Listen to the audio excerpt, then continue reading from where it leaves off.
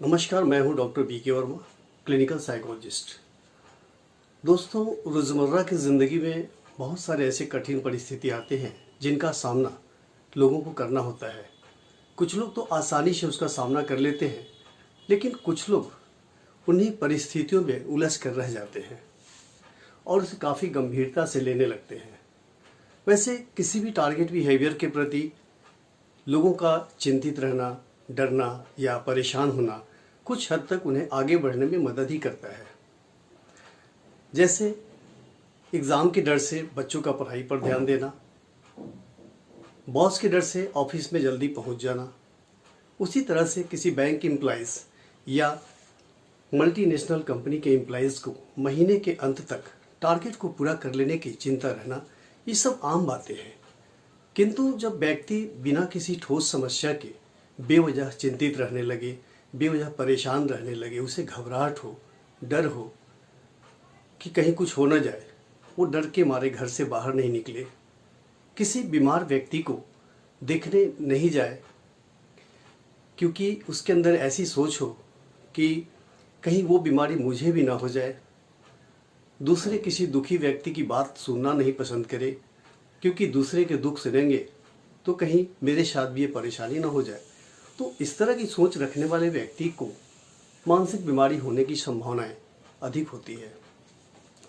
तो दोस्तों, आज के वीडियो में मैं बेवजह होने वाली परेशानी, चिंता, डर या घबराहट के बारे में चर्चा करूंगा और वीडियो के अंत में मैं यह आपको बतलाऊंगा कि कुछ टेक्निक्स ऐसे होते हैं कि अगर आप उसका पालन सही से करें, सही समय पर करें, तो बिना दवा के भी आप बेवजह होने वाले डर, चिंता और घबराहट से बच सकते हैं।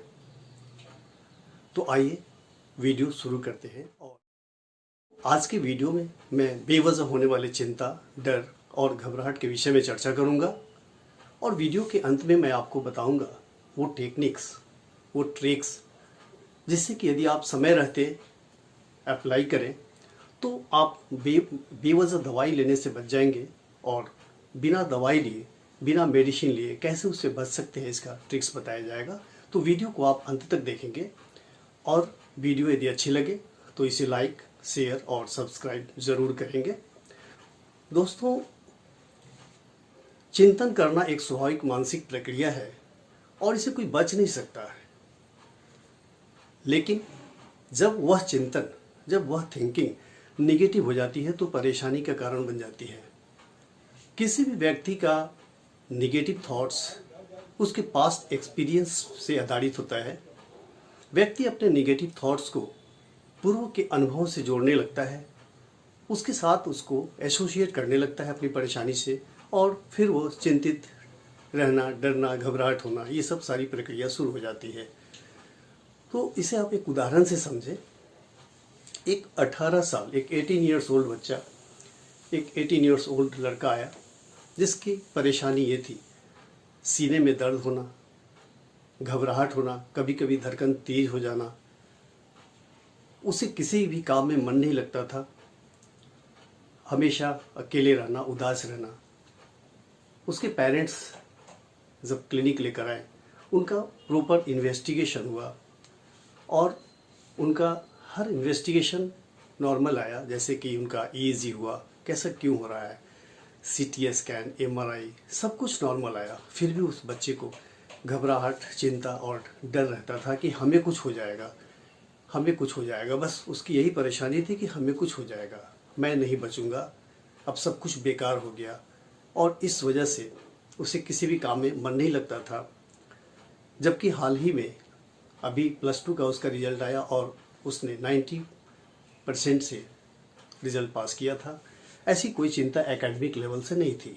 जब उनका असेसमेंट हुआ, साइकोलॉजिकल टेस्ट हुआ, तो उस रिपोर्ट में पता चला कि कुछ फैमिली इश्यूज थे और जस्ट उनकी परेशानी शुरू होने के पहले उनके दादाजी की डेथ हुई थी।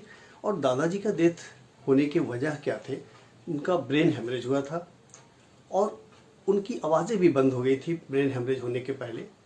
तो इस बच्चे ने वो सारे सिम्टम्स को अपने सिम्टम से एसोसिएट करना शुरू कर दिया इस बच्चे को भी आवाज़ें बंद हो जाती थी और आँख खुली रहती थी, हाथ पैर वो हिला नहीं पाता था, कुछ बोल नहीं पाता था, कुछ सेकंड के लिए ऐसा रहता था, फिर वो ठीक हो जाता था, जिसे सिसेशन ऑफ एक्टिविटी कहते हैं। सारे बॉडी का एक्टिविटी रुक जाना कुछ सेकंड के लिए और फिर वो ठीक हो जाता था। लेकिन वो मन में जो थॉट्स चलता है, निगेटिव थॉट्स, वो एक फिल्म के रील की तरह चलने लगता है, जिससे व्यक्ति को चिंता, घबराहट और परेशानी होती है। तो मैं इसे एक उदाहरण से समझाऊंगा, मैं इसे एक इमेज के माध्यम से समझाऊंगा, ताकि आप इसे आसानी से समझ सके कि आखिर इसका रूट क्या है, परेशानी क्यों होती है। अगर आप किसी भी बीमारी का रूट जान ले तो बेहतर है कि उसका बीमारी का शुरुआत होने से पहले ही आप वहाँ से स्केप करें, हट जाए। तो अगर हट जाते हैं तो वो परेशानी आगे नहीं बढ़ती है। तो इसे आप अगर इमेज से समझें तो ज़्यादा आसानी हो जाएगी। अब आप इस पर ध्यान दें। जैसे कि मैंने बताया कि किसी भी परेशानी की शुरुआत थॉट से, निगेटिव थॉट से होती है। तो यहाँ पे आप ध्यान दें कि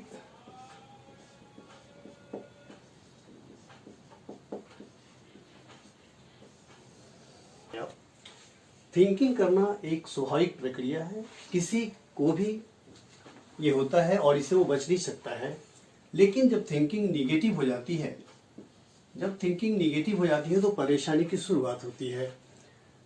सबसे पहले जो परेशानी होती है, जब जैसा कि हमने आपको एग्जांपल बताया कि वो 18 साल का लड़का, अभी हाल ही में उसका रिजल्ट आया, उसे खुश होना चाहिए लेकिन वो काफ़ी परेशान था और किसी निगेटिव थॉट्स के प्रति उसके अंदर इतना ज़्यादा आने लगा कि वो अपने आप को परेशान और बेचैन महसूस करने लगा, जबकि सारा इन्वेस्टिगेशन नॉर्मल आ रहा था।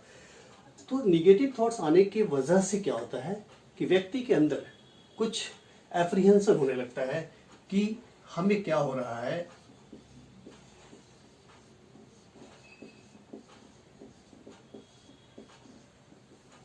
वो एप्रीहेंड करने लगता है कि कुछ गलत हो रहा है मेरे साथ, जो भी हो रहा है शारीरिक सिम्टम्स, वो कुछ ऐसा हो रहा है कि जिसकी वजह से कुछ ना कुछ होगा। जब एप्रीहेंड करता है वो, ऐसा करने से उसके अंदर कुछ बॉडी सेंसेशन होने लगते हैं।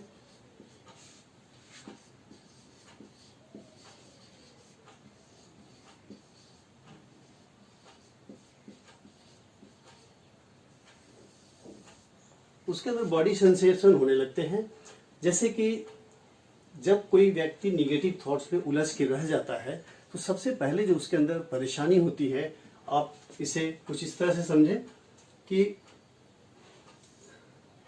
सपोज करें कि उसका ये नॉर्मल ब्रीदिंग है, ठीक है, ये नॉर्मल है, लेकिन जब उसके अंदर कोई भी निगेटिव थॉट्स ज़्यादा देर रह जाता है तो ये ब्रीदिंग जो है वो शॉर्ट हो जाता है, यानी कि वो व्यक्ति थोड़ा जल्दी सांस लेने लगता है। तो जिसकी वजह से क्या होता है, ये ब्रीदिंग कुछ इस तरह से होता है। आप यहाँ गौर कर रहे होंगे कि हर बार उसके ब्रीदिंग कुछ शॉर्ट हो रहे हैं। तो ये जो शॉर्ट ब्रीदिंग होते जा रहे हैं धीरे धीरे, तो इसकी वजह से क्या होता है कि उसके अंदर जो ऑक्सीजन, जैसे हम ऑक्सीजन इनहेल करते हैं और कार्बन डाइऑक्साइड छोड़ते हैं, कोई भी एक सामान्य व्यक्ति 1 मिनट में 12 से 16 बार सांस लेता है या छोड़ता है, या बहुत हुआ तो 12 से 20 बार ऐसा होता है। लेकिन जब वो ज़्यादा बार ऐसा करने लगता है तो इसकी वजह से क्या होता है कि जितना मात्रा में उसे ऑक्सीजन लेना है वो ले नहीं पाता है, और इस वजह से उसके ब्लड में जो कार्बन डाइऑक्साइड की मात्रा नहीं पहुंच पाती, ब्रेन में उतनी मात्रा में नहीं पहुंच पाती है, जिसकी वजह से उसे फिर और भी फिजियोलॉजिकल चेंजेस होने लगते हैं। जैसे ये तो आपका ब्रीदिंग हो गया, उसके बाद ब्रीदिंग डिस्टर्ब होने के बाद फिर अगर हार्ट बीट का एग्जांपल लिया जाए तो फिर ऐसे हार्ट बीट नॉर्मल होता है, लेकिन जब उसके अंदर निगेटिव थॉट्स ज़्यादा देर रुक जाता है, परसिस्ट कर जाता है, तो उसके अंदर जो हार्ट बीट होता है कुछ इस तरह से चलने लगता है। और वो, इस पर ध्यान दें, इस फिगर पे हार्ट बीट उसका तेजी से बढ़ने लगता है। तो ये सब होने के बाद, ये सब बॉडी सेंसेशन जब होता है, एक तो आपका ब्रीदिंग डिस्टर्ब हुआ, उसके बाद आपका हार्ट बीट डिस्टर्ब हो गया, उसके बाद उसके अंदर और भी परेशानियां आती हैं, जैसे कि अंधेरा सा, चेहरे के, आँख के आगे अंधेरा हो जाना, रुआं खड़ा हो जाना, या फिर डर लगना कि कहीं कुछ हो ना जाए। तो ये मल्टीपल बहुत सारे चीज आते हैं, और इसकी वजह से क्या हो जाता है जब ये होने के बाद उसको डर लगता है कि कुछ बहुत बड़ा हादसा होने वाला है। किसी किसी को जैसे फियर ऑफ इलनेस होता है,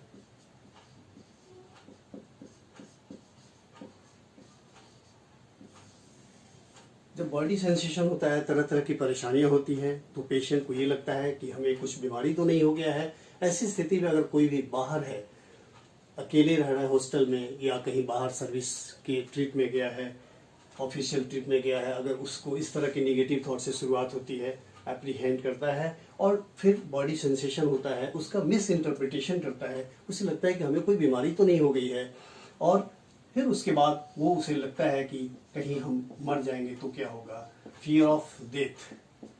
तो ये सारा चीज जो हमें बताने में लगा, उससे कम समय में ये एक विशियस सर्किल बन जाता है। ये कुछ इस तरह से चलता है, विशियस सर्किल की तरह चलता है। जितना देर बताने में लगा, काफी कम समय में जैसे ही व्यक्ति के मन में नेगेटिव थॉट्स आता है, तुरंत एप्रीहेंशन होने लगता है, देन बॉडी सेंसेशन होता है और फिर उसे लगता है कि हमें कुछ बीमारी हो गया है, कहीं हम मर जाएंगे तो क्या होगा।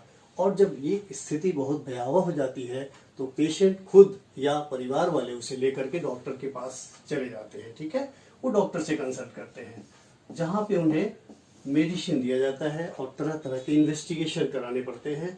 हालांकि अधिकांश इन्वेस्टिगेशन ज़्यादातर केस में नॉर्मल ही आते हैं और जब वो मेडिसिन लेते हैं तो उन्हें रिलीफ मिलता है। लेकिन आज मैं आपको बताने जा रहा हूँ कि जब आपको पता है कि कोई भी निगेटिव थॉट्स आने के बाद वो होता नहीं है, लेकिन आप जब यहाँ से आगे बढ़ जाते हैं तो आपकी परेशानी शुरू हो जाती है।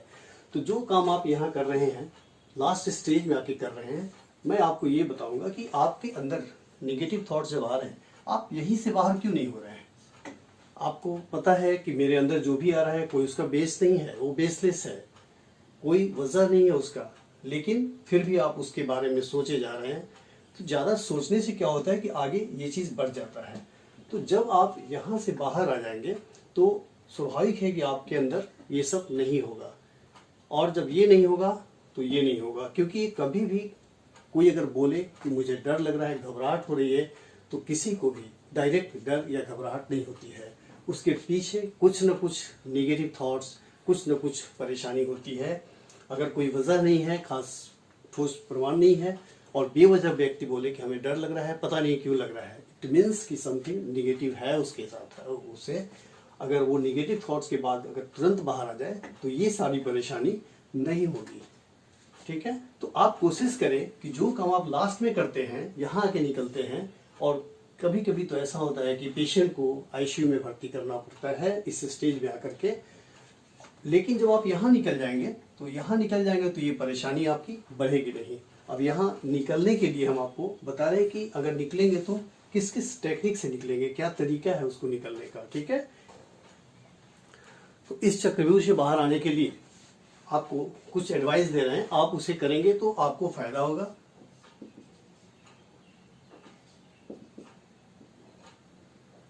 एक तो आप बैकवर्ड काउंटिंग कर सकते हैं। बैकवर्ड काउंटिंग इसमें होता क्या है कि 1000 -7 करें, 993 आएगा, फिर उससे आप उसमें से फिर -7 करें और फिर -7 करें। ये सब कम से कम 15 से 20 स्टेप नीचे लाना है आपको। धीरे धीरे घटाते घटाते आप 15 से 20 स्टेप नीचे लाएं। तो एट ए टाइम कब करना है, जब आपके अंदर कुछ निगेटिव थॉट्स आ रहे हैं, उसी समय आपको बैकवर्ड काउंटिंग करना है।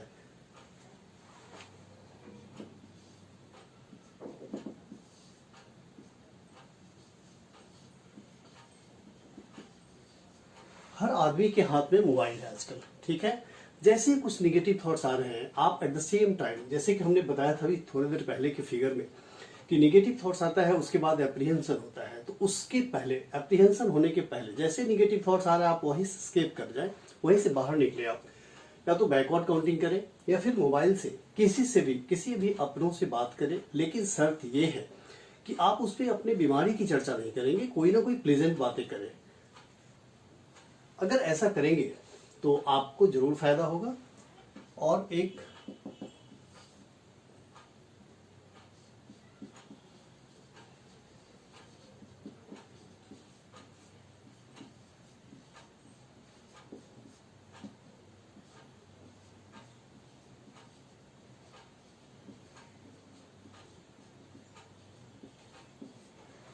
इमेजिन और रिकॉल प्लीजेंट सीन, ये भी उसी समय करना है जब आपके मन में कोई नेगेटिव थॉट्स आ रहे हैं।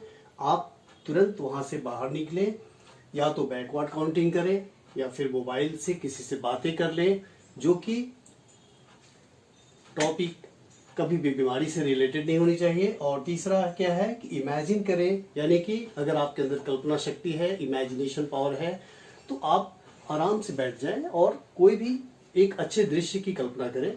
जैसे कि आप परिवार के साथ कहीं घूमने गए हैं, पिकनिक प्लेस पे गए हैं, और उसमें समय दें आप कि कैसे प्रोग्राम बना, कहाँ गए, क्या किए, ये सब सारा चीज़।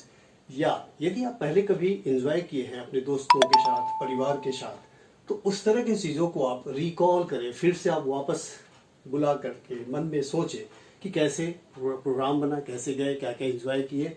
तो ये सब जो है, अगर आप एट द सेम टाइम जैसे नेगेटिव थॉट्स आ रहा है, अगर उसी समय करते हैं तो आपकी परेशानी में कमी आएगी, निश्चित कमी आएगी। और चौथा और सबसे बेस्ट टेक्निक है